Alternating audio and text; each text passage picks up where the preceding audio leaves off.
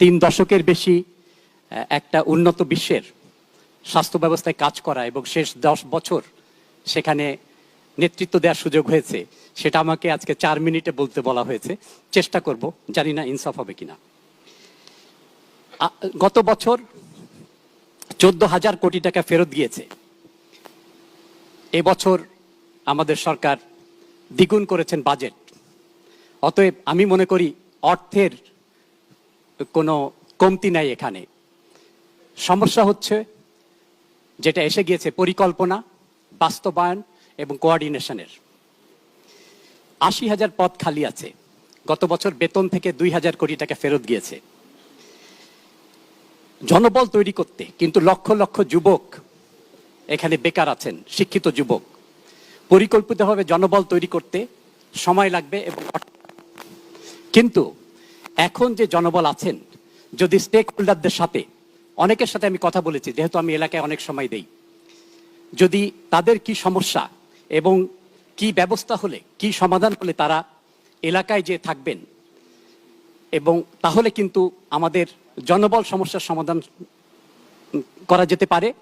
এবং আমরা যদি উপজেলাতে যদি ভালো স্বাস্থ্য দিতে পারি, সবার জন্য স্বাস্থ্য, যেটা আমাদের SDG 3 গোল আছে 2030, তাহলে কিন্তু আমাদের যে টারশিয়ারি সেন্টারে প্রেশার আসবে না, সেখানে যারা আছেন তারা ভালো সেবা দিতে পারবেন।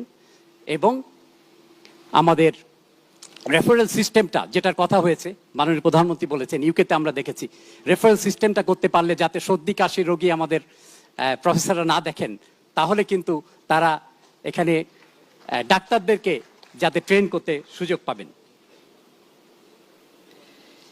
গবেষণার কথা বলা হয়েছে, অবশ্যই গবেষণার প্রয়োজন আছে। 22-23 সালে 100 কোটি টাকা বাজেট ছিল যেটা বলেছেন, সেটাও কিন্তু ব্যবহৃত হয়নি। গত বছর NHS বাজেট থেকে 30,000 কোটি টাকা গবেষণায় খরচ করা হয়েছে, আর শিক্ষা এবং অন্যান্য খাত থেকে 3 লক্ষ কোটি টাকা।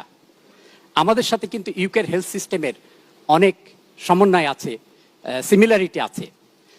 আমরা যদি একটা এই যে বাজেটের পার্ট হয়ে যেতে পারি এবং এই গবেষণার পার্ট হয়ে যেতে পারি, এবং সেই গবেষণার থেকে যে শিক্ষা, সেটাকে যদি আমরা আমাদের দেশে বাস্তবায়িত করতে পারি, তাহলে কিন্তু অনেক সমস্যার সমাধান করা যেতে পারে।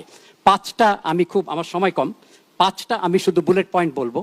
একটা হলো যে বিকেন্দ্রীকরণ, ফাউন্ডেশন ট্রাস্ট করা হয়েছে, অনেকেই হয়তো ইংল্যান্ডের সিস্টেমের সাথে জানেন। এটা স্ট্রিক্ট গভর্নেন্স এবং রেগুলেশন এবং ট্রান্সপারেন্সি এনশিওর করে এবং মনিটরিংয়ের মধ্যে দিয়ে করা হয়েছে। অনেককে ফাউন্ডেশন ট্রাস্ট হতে 2-3 বছর লেগেছে, আবার তারা যদি মান রাখতে না পারেন তাদেরকে কিন্তু ফাউন্ডেশন ট্রাস্ট থেকে সরিয়ে দেওয়া হয়েছে। দ্বিতীয় হলো যে আমাদের ডাক্তার নাই, কিন্তু আমাদের ডাক্তারদেরকে দিয়ে ম্যানেজমেন্ট করা হচ্ছে।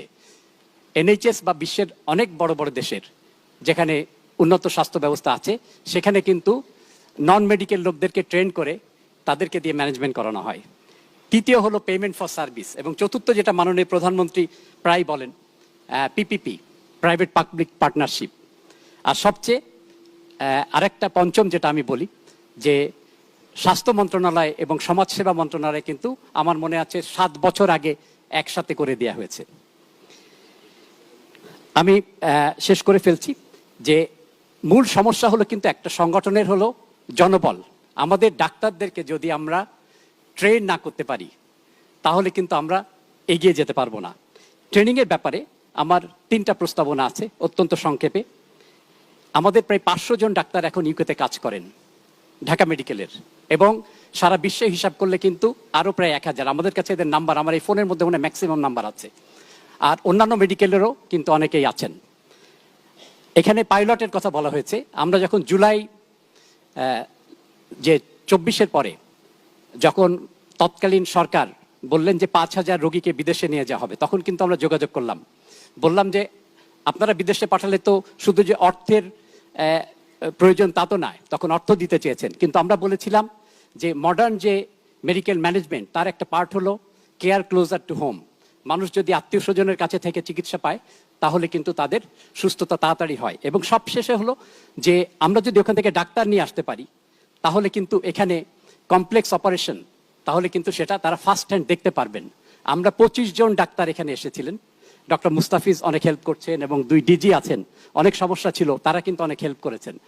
এবং এই 25 জন কিন্তু সাকসেসফুলি এখানে উই হ্যাড সাম হার্ডলস, যেমন একবার নিউরোসার্জন একজন এসে 1 সপ্তাহ বসেছিল, হাসপাতালে অ্যাক্সেস পায় নাই, চলে গেল। আরেকবার একজন অর্থোপেডিক সার্জন, সেও কিন্তু এখানে অ্যাক্সেস পায় নাই, বাট ইভেনচুয়ালি আমরা সেখানে পৌঁছতে পেরেছিলাম।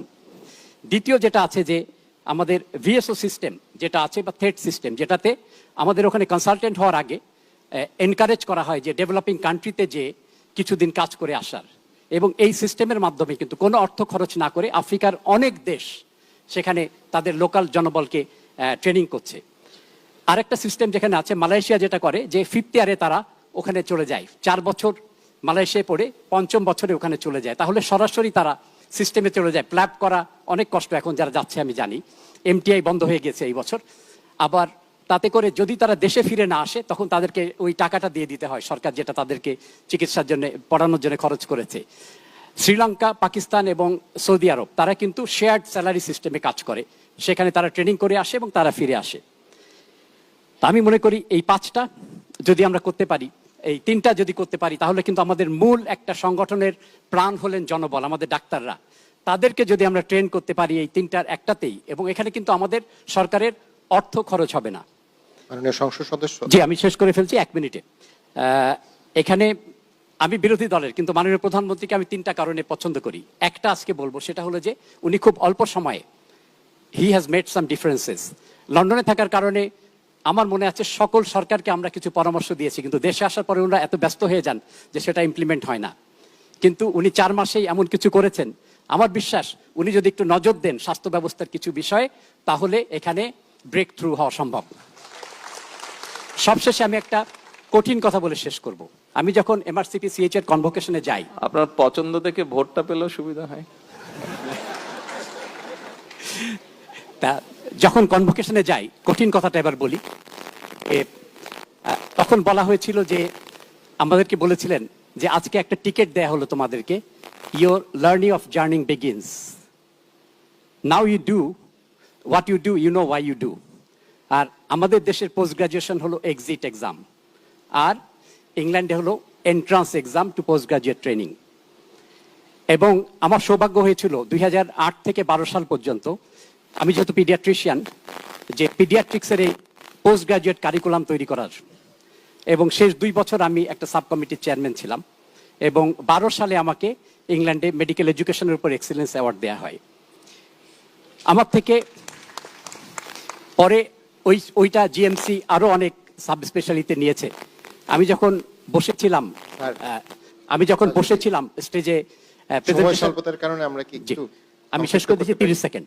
আমি যখন স্টেজে বসেছিলাম তখন আমি একটু ইমোশনাল হয়ে গিয়েছিলাম, কারণ আজ এখানে এসেছি আমি 40 বছর পরে প্রায়। তখন এই ইনস্টিটিউশনের কথা মনে হয়েছিল, এখানে অনেক স্মৃতি, অনেক ইমোশন এখানে আছে। তাই আমি খুব আজকে ভালো লাগছে যে এখানে আসতে পেরেছি।